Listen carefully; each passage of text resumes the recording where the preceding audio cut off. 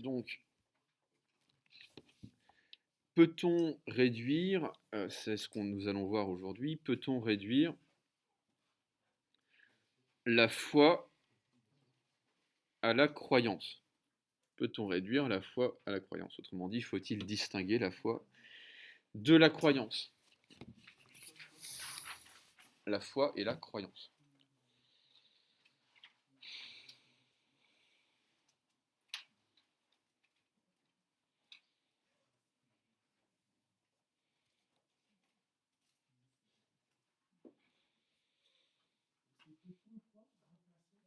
Peut-on réduire la foi à la croyance?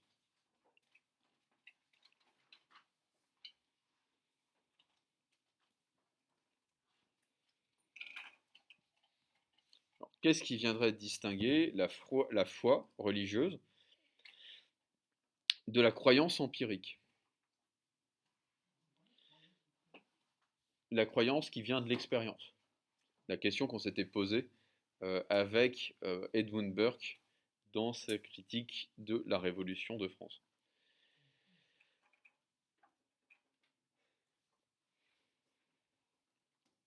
A priori, rien. On parle de croyance et de foi religieuse de manière indistincte.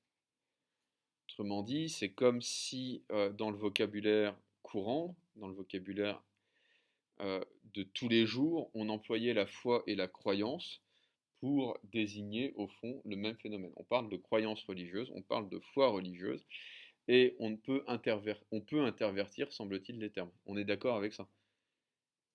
Pour parler de la foi, c'est comme la croyance religieuse. La croyance religieuse, c'est la foi. Okay. Alors la question qu'on va se poser, c'est de savoir précisément si la foi ne désigne pas un autre phénomène spirituel qui n'est pas précisément la croyance, mais qui s'en détache totalement en fait. On va lire un texte tiré des pensées de Pascal, de Blaise Pascal, donc, qui est un mathématicien, mais aussi un croyant, qu'on pourrait qualifier de militant, ce qu'on appelle au XVIIe siècle un janséniste, c'est-à-dire un catholique fervent, qui n'est pas protestant, mais qui se rapproche du protestantisme dans certaines critiques des déviances du clergé catholique romain, on pourrait dire. Donc il s'agit pour les jansénistes non pas de dénier son autorité spirituelle au pape sur les croyants, mais en tout cas de pointer un certain nombre de dérives possibles, notamment d'enrichissement personnel du clergé euh, au XVIIIe siècle, au XVIIe et au XVIIIe siècle. Examinons donc ce point et disons Dieu est ou il n'est pas. Mais de quel côté pencherons-nous? La raison n'y peut rien déterminer. Il y a un chaos infini qui nous sépare. Donc que dit Pascal dans ce texte du Paris? Pascal va dire il y a deux possibilités, soit Dieu existe, soit il n'existe pas. Si vous voulez, c'est comme être enceinte. Soit vous l'êtes, soit vous l'êtes pas. Bah, Dieu, c'est pareil, d'une certaine manière. Soit il est, soit il n'est pas. Il ne peut pas être un petit peu, si vous voulez. Il ne peut pas être à moitié. Il existe ou il n'existe pas. Mais, dit Pascal, puis-je déterminer par la raison s'il existe ou s'il n'existe pas? Non. Non. Alors, ce qui est intéressant, c'est que Pascal va renvoyer dos à dos, d'une certaine manière, la croyance que Dieu existe et la croyance que Dieu n'existe pas, c'est-à-dire que pour Pascal, l'athéisme est une croyance qui n'est pas plus rationnelle que la foi religieuse. Croire en Dieu et ne pas croire en Dieu, ce sont des croyances. Ne pas croire en Dieu est une croyance. Ne pas croire que Dieu n'existe pas, c'est bien croire quelque chose. Est-ce que ça va pour tout le monde, ça? Pas du tout. Et la raison pour laquelle ne pas croire en Dieu est une croyance, c'est qu'on ne peut pas démontrer par la raison que Dieu n'existe pas. de la même manière qu'on ne peut pas non plus démontrer par la raison qu'il existe. Alors,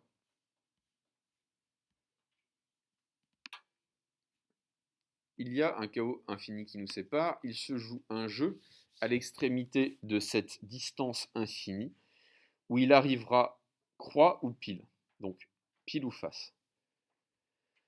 Que gagnerez-vous, que gagerez-vous, pardon, par raison, vous ne pouvez faire ni l'un ni l'autre, par raison, vous ne pouvez défaire nul des deux. Ne blâmez donc pas de fausseté ceux qui ont pris un choix, car vous n'en savez rien. Donc, Pascal dit, si on fait de l'existence de Dieu l'objet d'un pari, euh, à un moment ou à un autre, ceux qui ont fait ce pari, qu'ils aient choisi que Dieu existe ou qu'ils aient choisi que Dieu n'existe pas, on verra bien qui des deux aura raison. Mais pour le moment, on ne peut blâmer personne d'avoir fait un choix ou un autre, parce que rationnellement, on n'a pas les moyens de faire ce choix. On ne peut pas faire ce choix rationnellement, dit Pascal. Ça va? Pas du tout? Ça pionce bien là? Allez, on se réveille. Mais la question est de savoir si vous deviez parier sur l'existence ou sur l'inexistence de Dieu, si vous êtes un bon joueur, que faudrait-il parier? Où est-ce qu'il faudrait placer votre mise? Je, mais je les Je poursuis la lecture du texte. Non, mais je les blâmerais d'avoir fait non ce choix, mais un choix. Car encore que celui qui prend croix et l'autre soient en pareille faute, ils sont tous deux en faute. Le juste est de ne point parier. Donc en fait, puisqu'on ne peut pas parier rationnellement, il ne faudrait pas parier. Oui, mais il faut parier. Cela n'est pas volontaire, vous êtes embarqué. Lequel prendrez-vous donc? Voyons. Puisqu'il faut choisir, voyons ce qui vous intéresse le moins. Votre raison n'est pas plus blessée en choisissant l'un que l'autre, puisqu'il faut nécessairement choisir. Voilà un point vidé. Donc voilà une question qui est réglée. Mais votre béatitude, pesons le gain et la perte, en prenant croix que Dieu est, c'est-à-dire en pariant que Dieu est. Estimons ces deux cas. Si vous gagnez tout. Si vous perdez, vous ne perdez rien. Gagez donc qu'il est, sans hésiter. Alors que nous dit Pascal? Pascal nous dit, faisons le pari que Dieu n'existe pas. Alors il ne le dit pas, hein, mais faisons ce pari-là. Faisons le pari que Dieu n'existe pas. Qu'est-ce qu'on gagne? Rien. Qu'est-ce qu'on perd? Rien. Faisons le pari que Dieu existe. S'il existe, qu'est-ce qu'on gagne? Tout. Et s'il n'existe pas, qu'est-ce qu'on gagne? Rien. Donc, qu'est-ce qu'il est prudent de choisir? Qu'est-ce qu'il est raisonnable et pas rationnel de choisir? Oui. Oui, croire en Dieu. Parce qu'il y a au moins un cas où vous pourrez gagner quelque chose, c'est-à-dire le salut de votre âme. Donc, je vais schématiser ce que dit Pascal dans ce texte. Vous allez vite comprendre.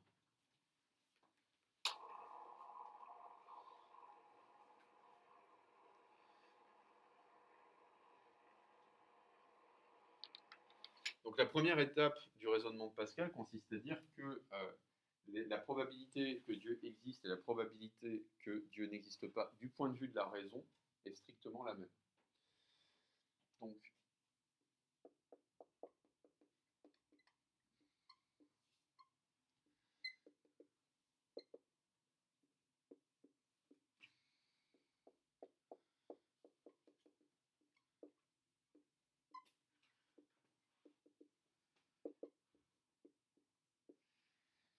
Donc, on ne peut pas choisir rationnellement de miser sur un cheval plutôt qu'un autre, si j'ose dire. On ne peut pas décider par pure rationalité de décider que Dieu existe ou qu'il n'existe pas. En revanche, on peut faire un pari qui sera raisonnable de faire. soit Dieu n'existe pas. Et je parie là-dessus.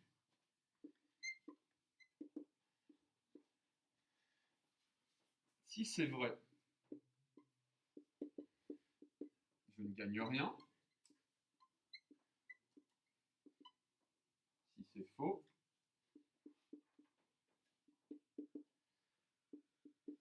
je ne gagne rien. Soit Dieu existe,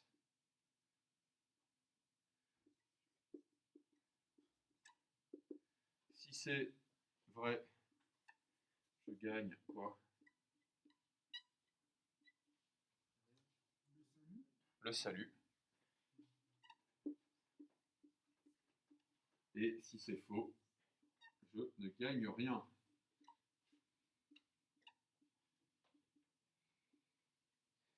Il est donc, dit Pascal, raisonnable de faire le pari que Dieu existe d'un point de vue de calcul intéressé d'un joueur de dés ou de roulette. C'est là-dessus qu'il faut mettre tous ses jetons. Parce que là, au moins, on a une chance sur 4 de gagner quelque chose. Est-ce qu'on est d'accord? Ça vaut mieux que une chance sur une de ne rien gagner du tout. Ce qui est le cas de toutes les autres options. Est-ce que ça va pour tout le monde? On va faire la synthèse de ce que dit Pascal ici. Alors, donc,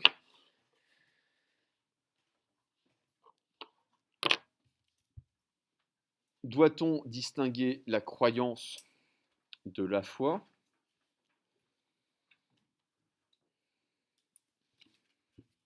Doit-on distinguer la croyance de la foi?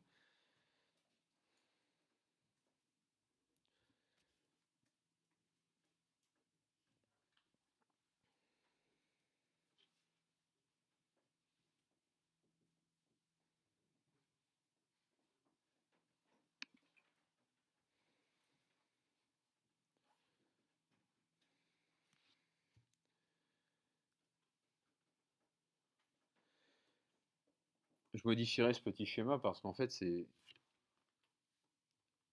pire que ça. C'est plus grave que ça. C'est pas que vous gagnez rien dans un cas, c'est que vous perdez tout dans un autre cas. Alors, faut-il distinguer la croyance de la foi? Dans les pensées, Pascal propose un pari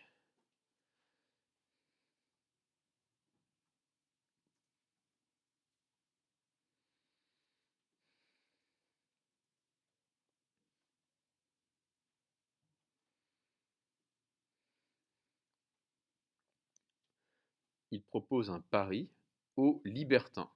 Qu'est-ce que c'est qu'un libertin? Un libertin, dans le langage du XVIIe siècle, c'est un athée qui se consacre aux sciences et qui va vivre effectivement de manière libre, émancipé des dogmes de l'Église. D'où l'idée de libertinage sexuel, mais c'est vraiment dérivé précisément d'une attitude à l'égard de Dieu et à l'égard des sciences. Il s'adresse aux libertins en libertin, c'est-à-dire en joueur. Il s'adresse aux libertins en libertin, c'est-à-dire en joueur.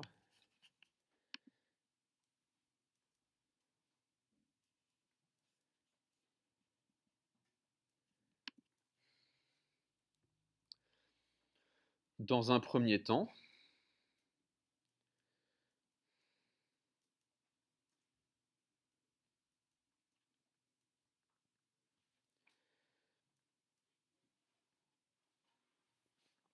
il affirme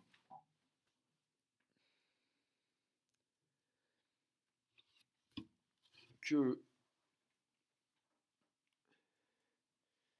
l'inexistence ou l'existence de Dieu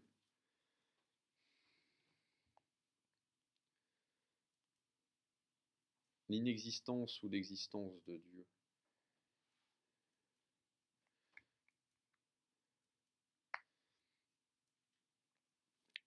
ne peuvent pas être démontrées, rationnellement. L'inexistence ou l'existence de Dieu, on se réveille, ne peuvent pas être démontrées rationnellement.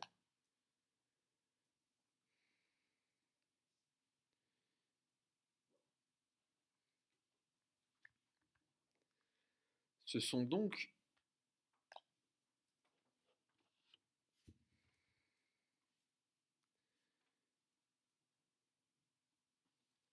des objets de foi.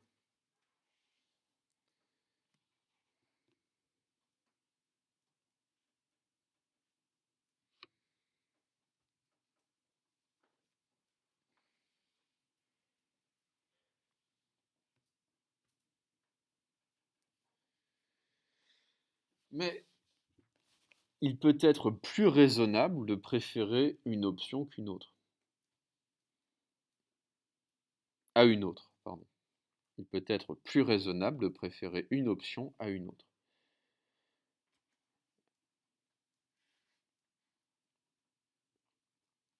C'est-à-dire plus prudent. C'est l'objet du pari.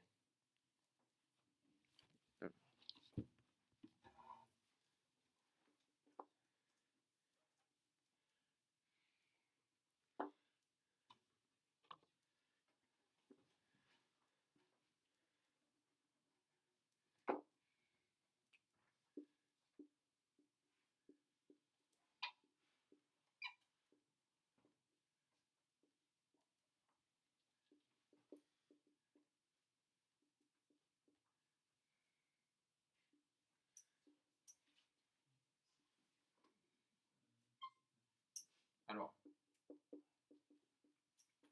vous allez reproduire ce schéma. Vous allez reproduire ce schéma.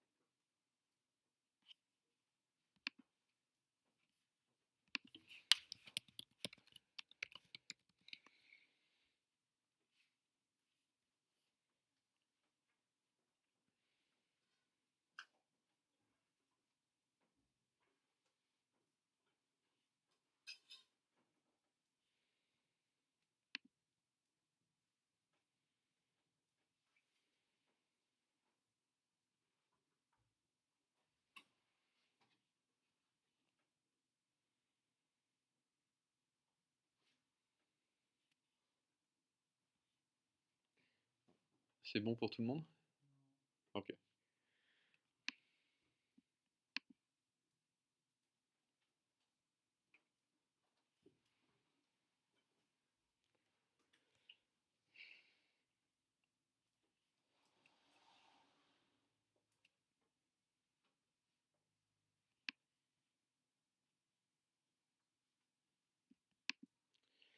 Alors, bon, ça devrait être bon là? Non? Ok. J'attends encore.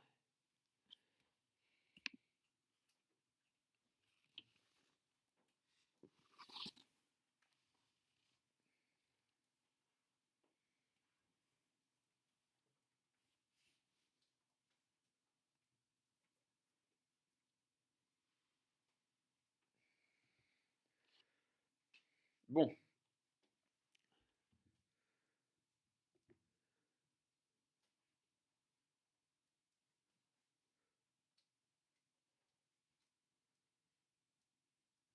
Allez. Pascal, vous en êtes où? Ok. J'attends un petit peu. C'est bon? C'est bon pour tout le monde? Oui? Non? Peut-être? C'est bon? Ok. Alors, vous avez bien compris qu'on avait tout intérêt à parier sur l'existence de Dieu, parce que si on parie sur l'inexistence de Dieu et qu'on se trompe, on perd tout. Et si on parie sur l'existence de Dieu et qu'on a raison, enfin, on a bien choisi, alors on gagne tout. Donc, le caractère raisonnable du choix vient précisément dans la comparaison entre les conséquences possibles du choix. Or, ce qu'on peut se demander, c'est précisément de savoir si parier sur l'existence de Dieu, c'est tout à fait la même chose que d'avoir foi en lui. Est-ce que ce type de croyance qui est mise en place par Pascal dans le texte du pari relève de la foi ou relève du calcul intéressé qui pourrait grandement déplaire à Dieu s'il existe? Si vous croyez en Dieu parce que vous avez intérêt à le faire, est-ce que vous croyez véritablement en Dieu? Est-ce que vous avez véritablement une foi qui est sincère, Pascal? Ok. Ouais, très bien. Autrement dit, il y a deux problèmes qui se posent dans l'argument de Pascal. Alors, c'est pas l'alpha et l'oméga de ce que pense Pascal sur la foi, justement. Ce que pense Pascal sur la foi, c'est que c'est un acte involontaire qui repose sur la confiance qu'on peut avoir dans la révélation de Dieu dans la Bible et dans les miracles, d'une part, et d'autre part, dans la confiance qu'on peut avoir vis-à-vis de figures d'autorité qui, elles aussi, ont foi en Dieu. Le pari n'est pas un acte de foi, c'est un acte de calcul. Et un acte de calcul n'est pas un acte de foi. C'est un acte qu'on pourrait appeler de croyance raisonnable. Or, c'est pas ça la foi. Est-ce que ça va pour tout le monde ou pas du tout? Ça va pour tout le monde. Okay. Donc vous allez simplement noter ceci. On peut cependant voir, que ce type de calcul intéressé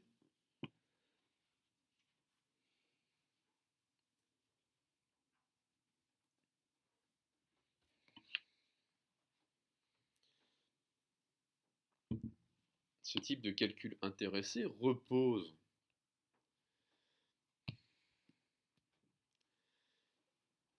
sur la prise en compte. Ce type de calcul intéressé repose sur la prise en compte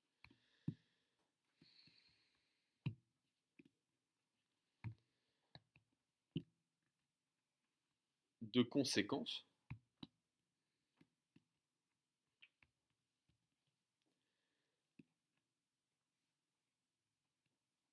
avantageuses ou désavantageuses pour nous.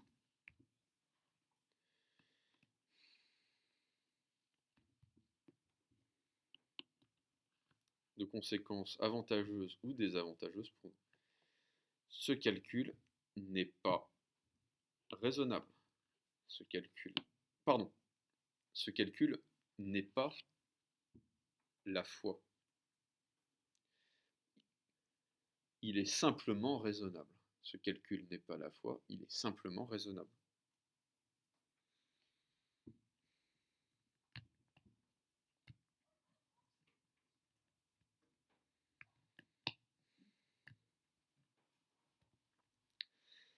Autrement dit, on peut croire en l'existence de Dieu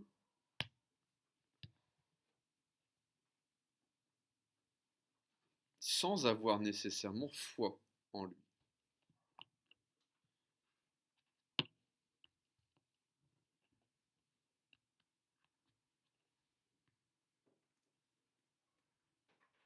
On peut croire en l'existence de Dieu sans avoir nécessairement foi en lui. Mais il y a deux problèmes.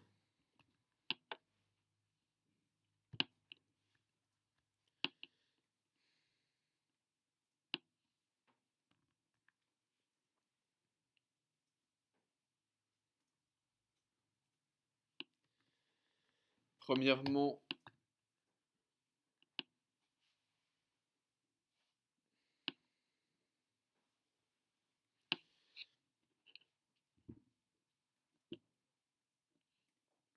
si la foi n'est pas le résultat d'un calcul et d'une décision,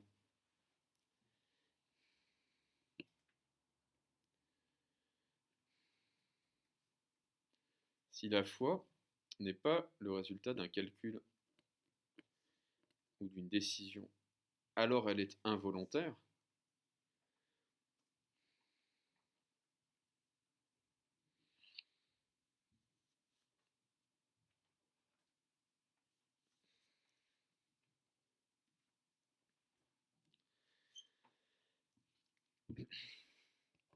Et alors, d'une part,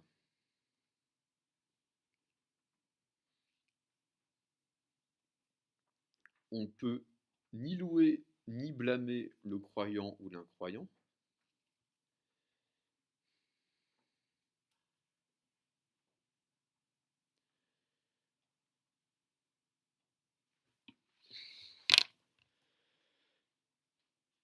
Et surtout, que penser d'une justice divine? Que penser d'une justice divine qui punirait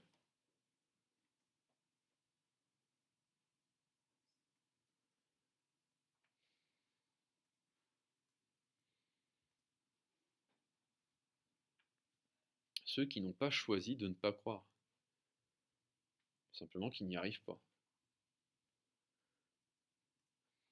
Autrement dit, ça aurait du sens que si Dieu existe, il punisse ceux qui, en ayant fait un pari, décident que Dieu ne croit pas, parce qu'ils sont un peu cons, quoi.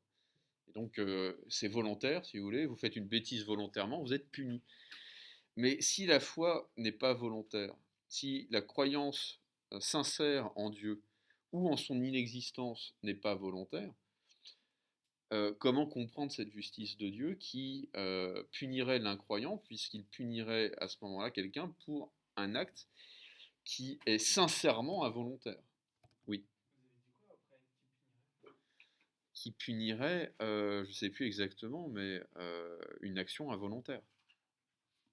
On ne décide pas, sauf à faire un pari, et à ce moment-là, effectivement, on décide. On ne décide pas de ne pas croire. On n'arrive pas à croire. C'est pas tout à fait la même chose. Est-ce que ça va pour tout le monde? Deuxième problème, en fait les deux vont nous occuper dans la dernière partie. Deuxième problème.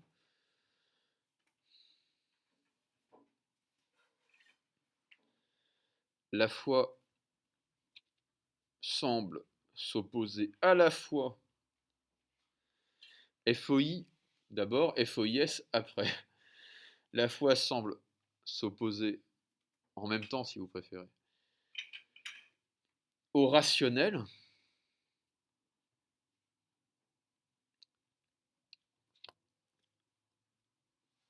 l'existence de Dieu ne fait pas l'objet d'une démonstration et ne fait pas l'objet d'une réfutation, et au raisonnable, la foi sincère, ce n'est pas un calcul intéressé. Un point, vous allez avoir plusieurs philosophes, dont le plus célèbre est Descartes, qui vont tenter de démontrer l'existence de Dieu. Et ça ne va pas du tout plaire à l'Église. Pourquoi? Parce que si Dieu peut être l'objet d'une démonstration, si l'existence de Dieu peut faire l'objet d'une démonstration, alors quoi? Pardon? Oui, on peut dire ça comme ça, mais du coup, il n'y a plus de foi. Il n'y a plus de foi, on n'a plus besoin de croire en Dieu si on sait qu'il existe. Hein. S'il est rationnel de penser qu'il existe, c'est-à-dire si on est capable d'en démontrer l'existence. Alors, petite parenthèse, je pense que vous pouvez trouver ça rigolo. On va faire la démonstration de l'existence de Dieu telle qu'elle se trouve dans la 4e méditation métaphysique de Descartes. Vous allez me dire ce que vous en pensez.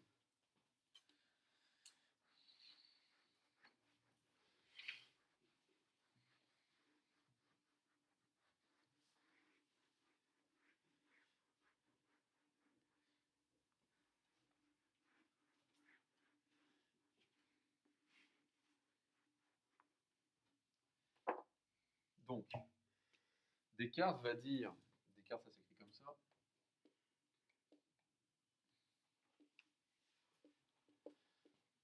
méditation 4e.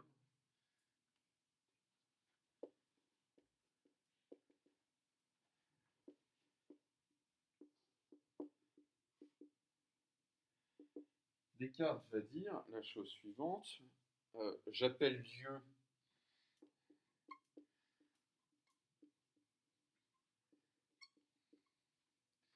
un être tout-puissant et absolument parfait.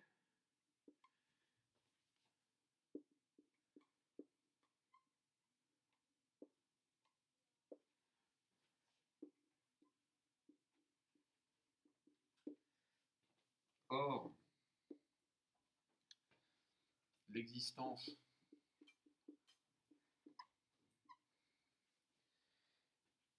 est une perfection.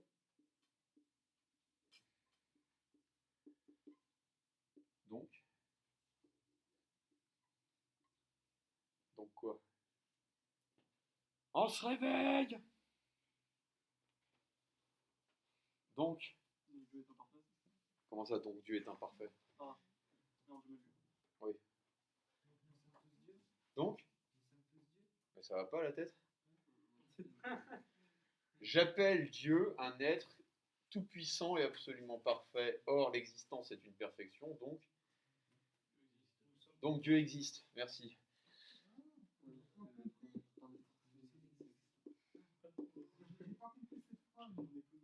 J'ai dans la tête une idée de Dieu. Et cette idée, c'est celle d'un être qui a toutes les perfections.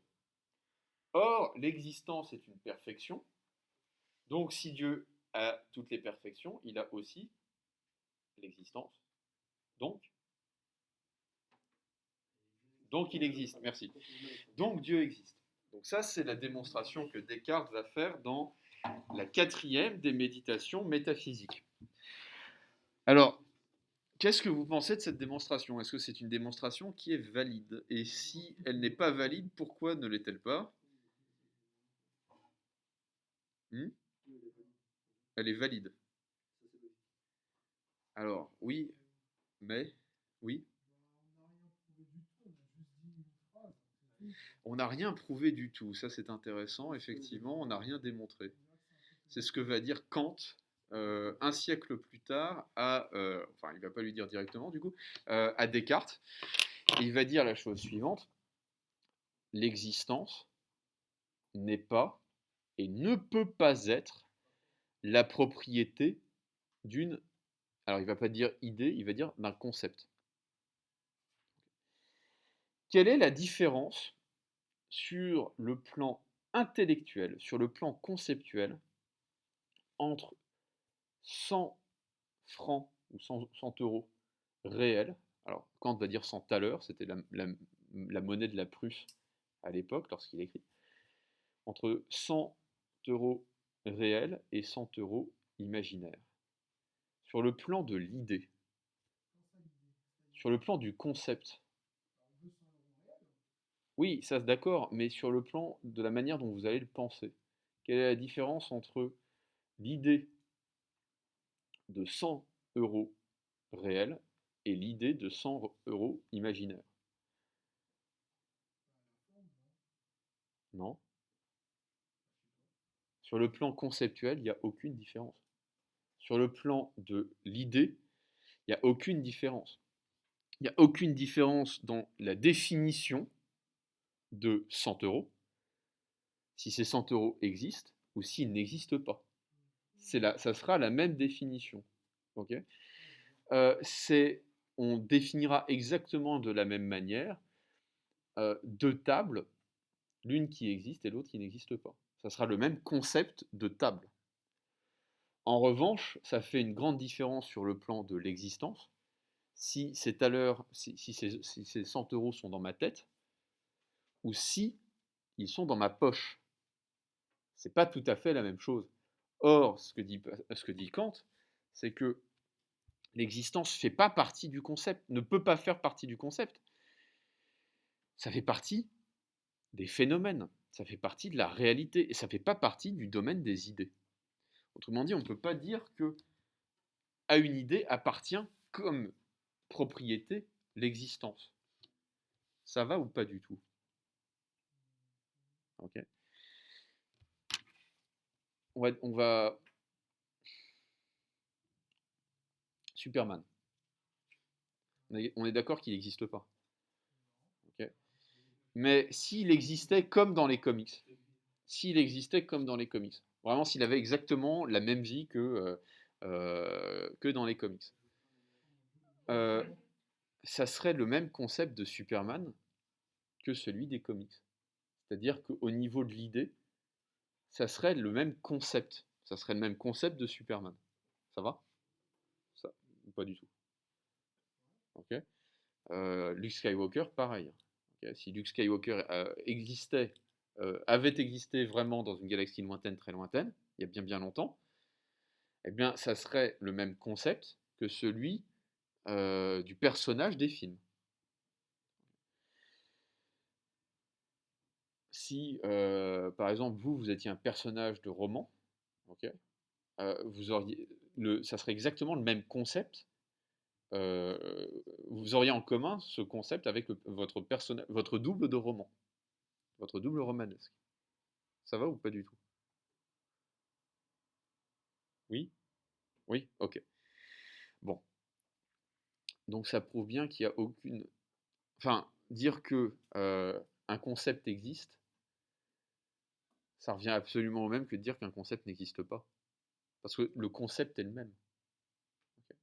Dire d'un dragon qu'il existe et dire d'un dragon qu'il n'existe pas, ça revient strictement au même du point de vue du concept. C'est le même dragon, si vous voulez, dont on parle.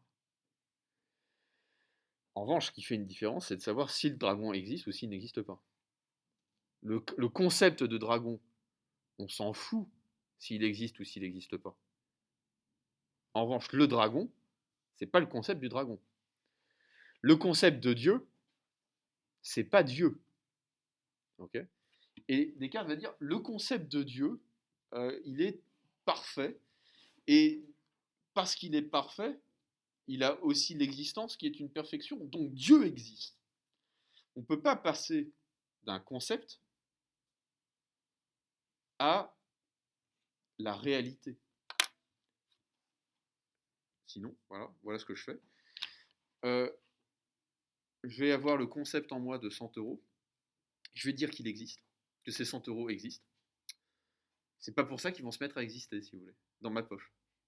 C'est pas parce que j'ai l'idée en moi de 100 euros qui existent qu'ils vont se mettre à exister. Okay.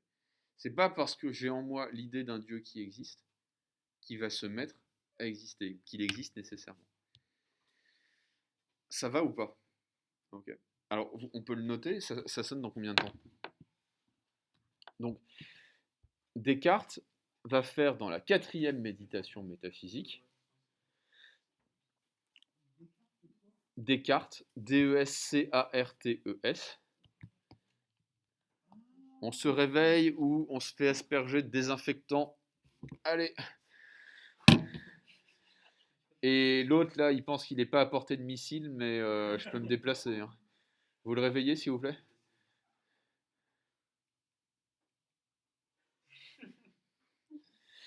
Non, mais... Alors, Descartes va faire, dans la 4e méditation métaphysique, la démonstration. On appelle ça l'argument ontologique. L'argument onto, O-N-T-O-L-O-G-I-Q-U-E. Il va faire dans la 4e méditation métaphysique, méta, M-E, accent aigu T-A, physique comme physique,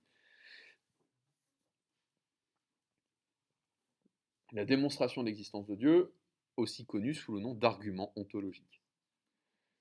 O-N-T-O-L-O-G-I-Q-U. Ontologique, pourquoi? Parce que ontos, ça veut dire ce qui existe en grec. Logique, c'est ce qui vient de la pensée. Et donc, l'argument ontologique, pourquoi? Parce qu'on peut déduire de la pensée quelque chose qui existe. C'est ce que va faire Descartes.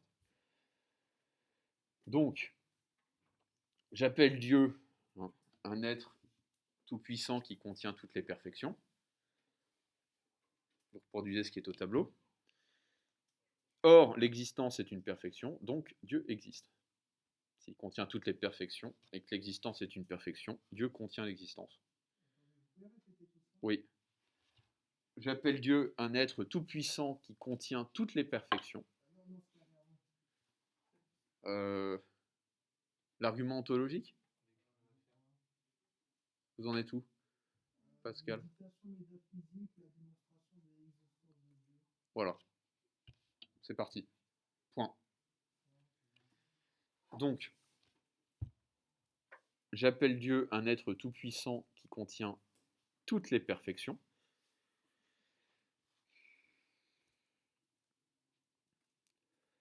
Or, l'existence est une perfection, donc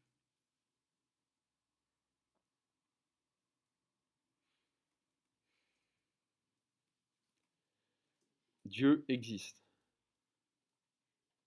Il serait donc rationnel, si vous voulez, de penser que Dieu existe. Dieu serait l'objet d'une démonstration qui ressemble beaucoup à une démonstration logique, géométrique, on dirait.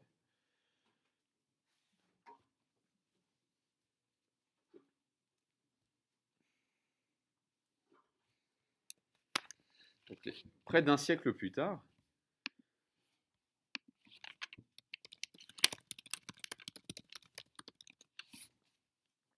alors très exactement plus d'un siècle plus tard, effectivement, donc 140 ans plus tard,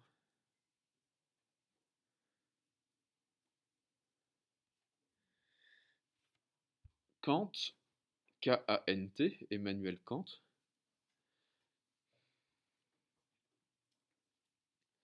critiquera cette démonstration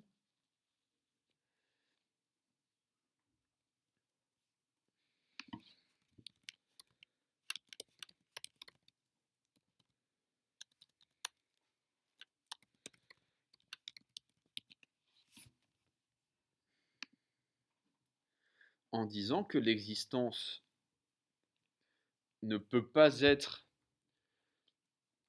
la propriété d'un concept d'une chose.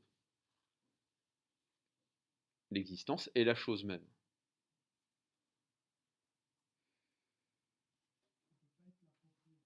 Du concept d'une chose, c'est la chose même. L'existence, c'est la chose. Alors, je vous lis le texte de Kant. Être n'est évidemment pas un prédicat réel, c'est-à-dire un concept de quoi que ce soit qui puisse s'ajouter au concept d'une chose. Bon. Coupé dans mon élan par la sonnerie. Je reprendrai là-dessus avec vos camarades et on aura fini le cours sur la croyance. Bon week-end.